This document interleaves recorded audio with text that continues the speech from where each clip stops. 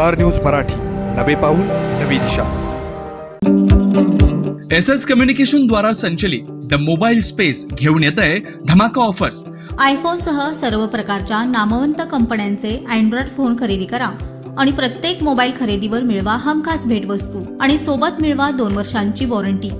एवढंच नव्हे तर ब्रँडेड मोबाईलवर 30% डिस्काउंट, ॲक्सेसरीजवर तब्बल 70% मोठा डिस्काउंट. शिवाय आमच्याकडे अत्याधुनिक पद्धतीनं मोबाईल दुरुस्ती देखील उपलब्ध. या धमाकेदार ऑफरचा लाभ घेण्यासाठी द मोबाईल स्पेस या शोरूमला आजच भेट द्या. भाड्याने देणे आहे. सद्गुरू हॉस्पिटल, सावरकरनगर, विटाला लागून 5000 स्क्वेअर फूट कमर्शियल जागा मेडिकलसह हॉस्पिटल किंवा तत्सम कारणासाठी भाड्याने देणे आहे. संपर्क 9822 53 68 82.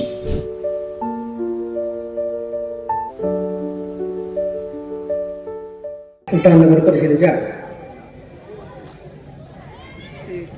वतीने बांधण्यात आलेल्या बॅडमिंटन हॉलच्या लोकार्पण सोहळ्याच्या निमित्तानं आपल्या विरोधाचे लोकप्रिय आमदार ज्यांच्या हस्ते आपण उद्घाटन केले ते सुहासभाई बाबर, आपल्या पालिकेच्या नगराध्यक्षा काजल ताकी मैत्री, बांधकाम सभापती श्रीकांत सभापती, शिक्षण सभापती भिंगरदेव मॅडम, आमचे पाणीपुर सभापती सुरेश पवार व आपले सर्व नगरसेवक नगरसेविका, सर्व उपस्थित बंधू भगिनी आणि पत्रकार बंधू, आज वेगळ्या प्रकारच्या कार्यक्रमाचा लोकार्पण सोहळा आपण केलेला आहे. वेगळ्या प्रकारचा का तर हा हॉल पूर्वी बांधून ठेवलेला हॉल होता. त्याचा कदाचित योग्य उपयोग होत नव्हता. म्हणजे उपयोग होत होता, कदाचित लग्न झाले असतील किंवा काही कार्यक्रम झाले असतील, परंतु काही लोकांची मागणी अशी आली की ह्या हॉलचा उपयोग बॅडमिंटन हॉलसाठी करावा. त्यासाठी आपल्या प्रभागातले म्हणजे हा हॉल ॲक्च्युली प्रभाग 9 मध्ये, पण प्रभागाला लागून असलेले आमचे मोहितदादा पाटील, ओम टकले आणि इथले सर्व कार्यकर्ते, त्यांची मागणी, कार्तिक आमचा, त्या सर्वांची मागणी होती. आणि ह्या मागणीनंतर अनिल अप्पांनी मला वाटते शिवसाहेब तुमच्याकडे पाठपुरावा केला होता.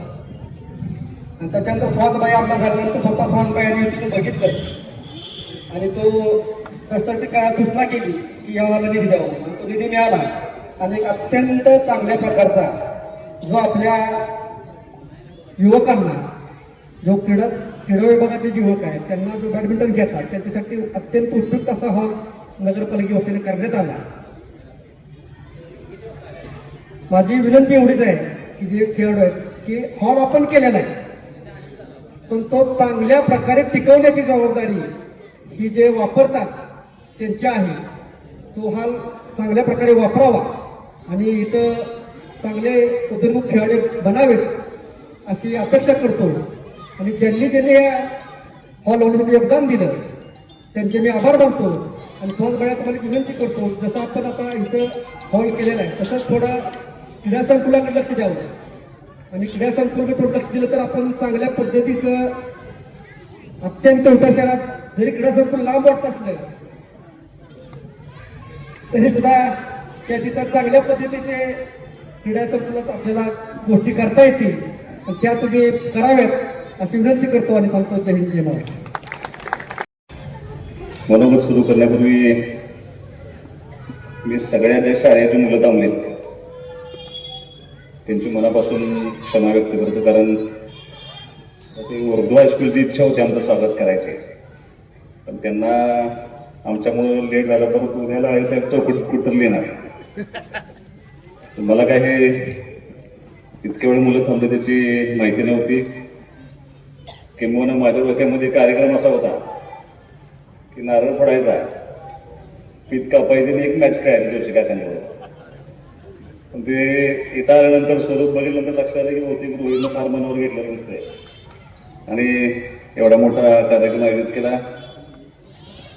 विटा नगर परिषदेच्या वतीनं बांधण्यात आलेल्या या बॅडमिंटन हॉलच्या उद्घाटनासाठी या ठिकाणी उपस्थित आपल्या नगर परिषदेच्या नगराध्यक्षा सौ काजल काकी मित्रे, उपनगराध्यक्ष अमोलदादा बाबर, आपले CEO विक्रमसिंह पाटील साहेब, कार्यक्रमासाठी उपस्थित खूप मोठी संख्या असल्यामुळं सगळे नगरसेवक, सगळे सभापती, ॲडव्होकेट गोसावी साहेब, शरद गायकवाड, जे वर बसले त्या सगळ्यांची नावं वरती घेतोय. कार्यक्रमासाठी उपस्थित शहरातील सगळे माझे ज्येष्ठ मार्गदर्शक, सगळे माझे सहकारी, सगळे माझ्या माता भगिनी, ज्यांच्यासाठी हा कोर्ट बांधलाय ते सगळे बॅडमिंटनचे खेळाडू बंधू आणि भगिनींना, पत्रकार मित्रांना. रोहितनं मनोगत व्यक्त करताना असं सांगितलं की कुणावर टीका टिप्पणी करायची नाही आणि वरिष्ठांनी सांगितले. आता माझ्या अडचण असं झाले की नेमका तो वरिष्ठ मीच झालो आता. त्यामुळे आता म्हणायचं बाकी काय त्या ठिकाणी फारसं बोलणार नाही.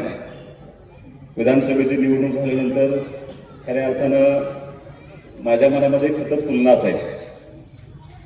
जिल्हा परिषद शाळा आणि नगर परिषद शाळा याच्यामधला फरक मला थोडासा कमी करायचा होता आणि मी ह्या शाळेला जिल्हा नगर परिषद शाळेला भेट देण्यासाठी त्या शाळेवरती भेटलो, सगळ्या मुलांना भेटलो, तिथल्या स्टाफला भेटलो, तिथल्या काय विद्यार्थ्यांची अपेक्षा आहे, काय त्यांना साहित्य लागणार आहे बघता बघता मी या हॉलकडे आलो. आणि तोपर्यंत काय हा हॉल आहे काय याचा थोडासा अंदाज नव्हता. अत्यंत वाईट परिस्थितीमध्ये सगळा हॉल होता आणि मी आत गेल्यानंतर मला लक्षात आलं मध्ये एक भिंत होती, बरोबर ना, शटरचं काहीतरी भिंत केली होती, एक स्टेज केलंय आणि वधूपक्ष आणि वरपक्ष अशा 2 कला केल्या. मला सुद्धा वाटलं की खरोखरच मंगल कार्यालय, म्हणून मी CEO साहेबांना विचारलं, म्हणलं मंगल कार्यालय म्हणलं नाही, म्हणजे हे बॅडमिंटन कोर्ट आहे. म्हणलं हे म्हणजे मग वधूपक्ष वरपक्ष कशाला लावलाय. तर ते शासनाच्या वतीने बॅडमिंटन कोर्टसाठी आलेल्या पैशाचं रूपांतर परत मंगल कार्यालयामध्ये झालं. आणि मग ती मध्ये एक हॉल घातला, मग निर्मजा होणार असं होतं ना. तरी सुद्धा म्हणजे वापरायला हरकत नव्हतं, पण ते सगळं फुटलेल्या अवस्थेत, काचा फुटल्या होत्या, फरशा फुटल्या होत्या, अत्यंत वाईट अवस्थेमध्ये होतं. आणि त्यावेळेला शिवसाहेबांना आणि त्याच वेळेला अनिल अप्पांनी सगळ्यांनी मागणी केली होती की ते बॅडमिंटनचं कोर्ट पुनर्जीवित करावं आणि आपण त्याला परत पैसे देऊन, म्हणजे खरं हे आमच्याही पेक्षा प्रशासनाचं, शिवसाहेब तुमच्या सर्वांचं अभिनंदन करेन, सगळ्या तुमच्या अधिकाऱ्यांचं, की तुम्ही ते मनावरती घेऊन ताबडतोब त्याचं मंगल कार्यालयाचं रूपांतर बॅडमिंटन कोर्टामध्ये केलं. त्याबद्दल तुमच्या सर्वांचं मी मनापासून अभिनंदन करेन. कारण एक काळ असा होता की बुटे शहराचा आणि खेळाचा अत्यंत जिव्हाळ्याचा संबंध होता. म्हणजे आता बरेचसे चेहरे जर तुम्ही बघितले तर तुम्हाला ते चेहरे बघितल्या सुद्धा तुम्हाला त्या ठिकाणी लक्षात येईल. खो खो, कबड्डी, व्हॉलीबॉल, म्हणजे ह्याच्यावरती प्रचंड मोठं यश हे आपल्या शहराने मिळवलं होतं. म्हणजे माइलस्टोन होता. खो खोला तर अशी परिस्थिती होती की विट्याचा संघ आहे म्हटलं की बाकीच्या संघांच्या मध्ये तारांबळ उडायची की आता विट्यावर कशी मॅच करायची.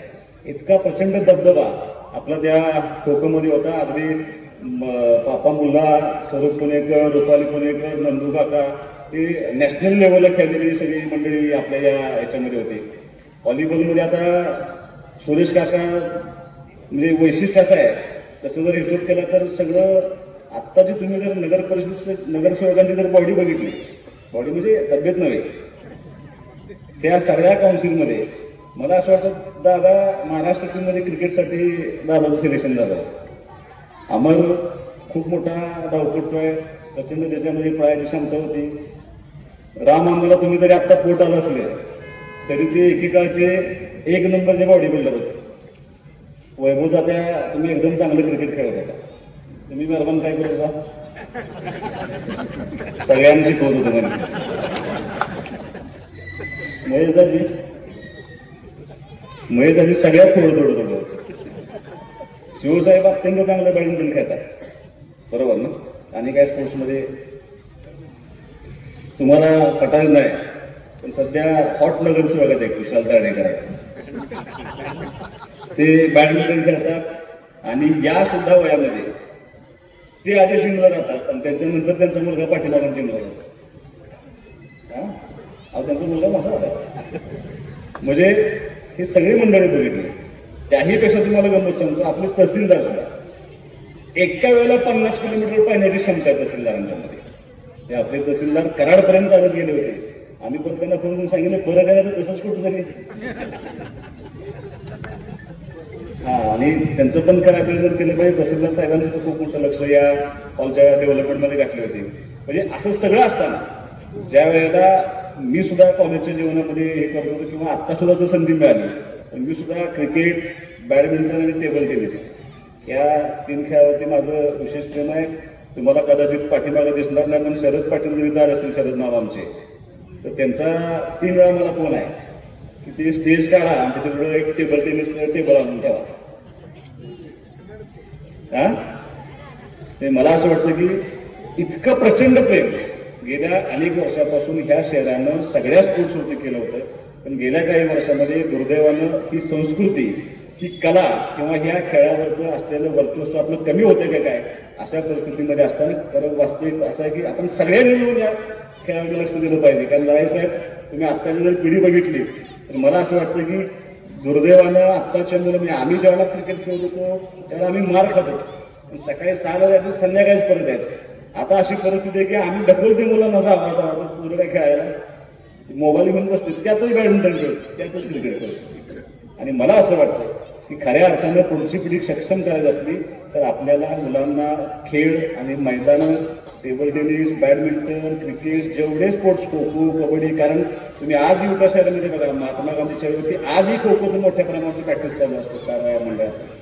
तुम्ही जर आमच्या शिवमंदिराच्या परिसरामध्ये गेला तर मर्दानी खेळाचं खूप मोठं काम त्या ठिकाणी घेतलं जातं. अत्यंत देखणं प्रत्यक्ष त्या ठिकाणी आमच्या मर्दानी खेळाचं पार पडलं जातं. अशी संस्कृती असलेल्या आपल्या मोठ्या शहरामध्ये खेळाचं महत्त्व अबाधित राहिलं पाहिजे. त्यासाठी आपण सर्वांनी एकत्रितपणे येऊन प्रयत्न केला पाहिजे असं माझी एक अपेक्षा आहे. मी 2-3 व्यक्तींची नावं मुद्दाम घेणार आहे.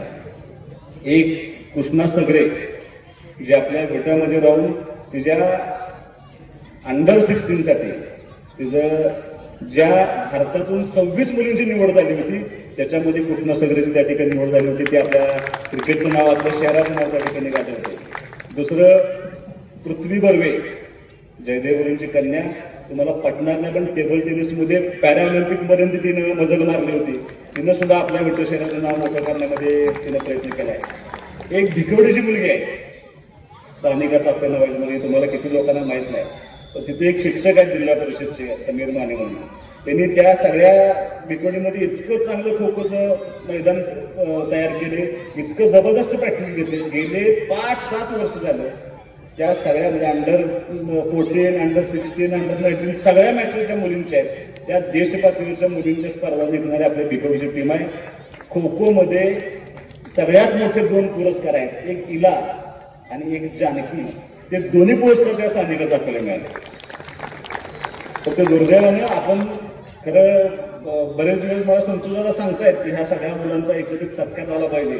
मला असं वाटतं की आपण काहीतरी उपक्रम करून त्या सगळ्या ज्यांनी पूर्वी यापूर्वी या सगळ्या क्रीडा क्षेत्रामध्ये योगदान दिले, ज्यांनी पुरस्कार आत्मानावाने मिळवले, ज्यांनी विद्यार्थ्यांचं नाव मोठं करण्याचा प्रयत्न केलाय, त्या सगळ्यांना एका ठिकाणी आणून आपण जर त्यांचा एकत्रितपणे सत्कार करू शकलो तर निश्चितपणे आपल्याला एक खूप मोठी संधी मिळेल असं मला वाटतं. तुम्ही एका गोष्टीचं समाधान आहे रायसाहेब, किंवा तुम्ही जर ज्या ज्या ग्रामीण भागामध्ये जाल, ज्या ज्या शहरात जाल, ज्या गावामध्ये संध्याकाळी मुलं व्हॉलीबॉल खेळतात ना, किंवा ज्या गावामध्ये सकाळी मुलं रनिंग करतात, सायकलिंग करतात, ते गाव थोडं व्यसनापासून अलिप्त असं मानणारा मी कार्यकर्ता आहे. आज आपल्या शहरामध्ये सुद्धा तुम्ही बघा, सकाळी आपल्याकडं रनिंग करणाऱ्या अनेक मुलांची तयारी चालू असते. सायकलिंगसाठी खूप मोठ्या टीम त्या ठिकाणी, रोज सायकलिंग करणारे अनेक मुलं आहेत. त्यामुळं ह्याचं सगळ्यांचं एकत्रित करून आपल्याला भविष्यामध्ये ह्या शहरामध्ये जेवढं स्पोर्ट्स ऍक्टिव्हिटी करता येतील ते करण्याचं काम इथून पुढे आपल्याला सगळ्यांना एकत्रितपणे करावं लागेल. दादाने एक अपेक्षा व्यक्त केली की जे क्रीडा संकुल आहे आपलं, त्या क्रीडा संकुलामध्ये एक बॅडमिंटनचं कोर्ट आहे, एक स्विमिंग टँक आहे, किंवा ते मैदान थोडं आता मी फारसं त्याच्या राजकीय खोलामध्ये जाणार नाही, पण गेले अनेक वर्ष त्या क्रीडा संकुलामध्ये आणि काही लोकांच्या मध्ये कोर्ट केसेस चालू आहेत. त्या कोर्ट केसेस संपवण्याचा आमचा प्रयत्न आहे, त्याशिवाय तिला त्या ठिकाणी पैसे खर्च करता येणार नाहीत. तर येत्या काही दिवसामध्ये ती कोर्ट केस संपवून त्या ठिकाणी अद्ययावत क्रीडांगण उभं करण्याचा प्रयत्न माझा निश्चितपणे राहील. फक्त साहेबांनी एक विनंती आहे की ते जरी क्रीडांगण आपण उभं केलं तरी ते बॅडमिंटन कोर्ट पुरतंच होईल असं मला वाटतं. कारण त्याची रचना तुम्ही बघितली तर तो 200 मीटर ट्रॅक बसतोय फक्त आणि त्याच्यामधून पण एक ओढा गेला. त्यामुळे टेक्निकली ते करत बसण्यापेक्षा ते करूच, ते करण्याबद्दल नाही दाखवणार नाही, पण अजून एक 6 महिन्यानंतर वर्षभरानंतर कुठे जागा एक 5 एकर उपलब्ध करता येते का? आणि जर 5 एकर तुम्ही जर जागा उपलब्ध केली तर अत्यंत सुंदर स्टेडियम आपल्या शहरासाठी सगळ्या स्पोर्ट्ससाठी करता येते, त्याचा प्रयत्न आपण निश्चितपणे करूया. मी फारसा वेळ घेणार नाही, कारण बराच वेळ झाला. आणि परत जे बॅडमिंटन खेळणारे त्यांची अशी इच्छा आहे, एकतर मग आमच्यावर खेळा किंवा आमचा खेळ बघा. त्यामुळे मी फारसं या ठिकाणी तुमचा वेळ घेणार नाही, पण मी परवा दिवशी अण्णाभाऊ साठे पुतळ्याच्या चबुतराच्या आणि वाचनालयाच्या कामाच्या शुभारंभ प्रसंगी पण सांगितलं होतं. तोच शब्द मी आजही या व्यासपीठावर देतो की नगर परिषदेच्या निवडणुकीला इथे शहरातल्या जनतेला दिलेला प्रत्येक शब्दाची जाण सुहास बाबर आजही पाळून आहे. कार्यकाळ संपेस तोपर्यंत तुम्हाला आम्ही जे जे शब्द दिले होते ते सगळे शब्द येत्या काही दिवसामध्ये, काही महिन्यामध्ये, काही येणाऱ्या 1 वर्ष 1.5 वर्षामध्ये तुम्हाला सगळी कामं पूर्ण करून देण्याचं अभियोजन तुम्हाला आजही या व्यासपीठावर देतो. ते अभियोजन मी तंतोतंत पाळणार आणि तुम्हाला अपेक्षित असलेलं गाव करण्याची जबाबदारी आम्ही सगळे मंडळी मिळून एकत्रितपणे तुम्हाला दिलेला शब्द पूर्ण करू. सर्वांना विनंती एवढीच आहे की आता थोडंसं आम्ही ते नियम वाचत होतो. आता शिवसाहेब तुमची जबाबदारी वाढते परत की मुलं खेळून गेली की ते किती लोकांना उपलब्ध करून द्यायचं आहे. कारण त्या तुमच्या त्या कोर्टवरती जात असताना पर्टिक्युलर कुठले शूज असले पाहिजे, शूज शिवाय खेळू नये, त्याची स्वच्छता राहिली पाहिजे, फोडाफोडी होऊ नये, तोडातोडी होऊ नये. एक गोष्ट जाणवली का बघा, आज लाईट लागली तर बरं वाटतं या शाळेत. त्याचा अर्थ असा आहे की आता सगळ्या शाळांच्या वरती एक हायमॅच ताबडतोब बसवून टाकू, म्हणजे तिथली सगळी स्वच्छता किंवा तिथली सेफ्टीसाठी राहणं आवश्यक आहे. आणि दुसरं महत्वाचं CCTV आत पण आणि बाहेर पण दोन्ही ठिकाणी CCTV ताबडतोब बसवून घ्या. काय थोडंसं ॲडव्हान्समध्ये एखाद्याला काम करायला बाकी आपण त्याची व्यवस्था करतो, पण हे जे आता उभा केलंय ते परत काय त्याचं नुकसान होऊ नये आणि ह्या मुलांना कायमस्वरूपी खेळता यावं अशाच पद्धतीनं येणाऱ्या भविष्य काळामध्ये आपण चांगल्या पद्धतीनं क्रीडा क्षेत्राचा विकास करू. आणि सर्वांगीण विकास करणं ही आपली जबाबदारी आहे. त्या सर्वांगीण विकासामध्ये क्रीडा, एंटरटेनमेंट आपण राहायचं एक आठवड्याभरानं बोलू. त्यामुळे तुम्ही जे प्रेम जे सरकार दिले ते असंच राहू आणि या शहराचा कायापालट करण्याची जबाबदारी आणि प्रामाणिकपणे पूर्ण पाडू. एवढं अभियोजन तुम्हाला मी थांबतो. जय हिंद, जय महाराष्ट्र. आपल्या परिसरातील लेटेस्ट बातम्या पाहण्यासाठी स्टार न्यूज मराठी यूट्यूब चॅनलला आत्ताच सबस्क्राईब करा.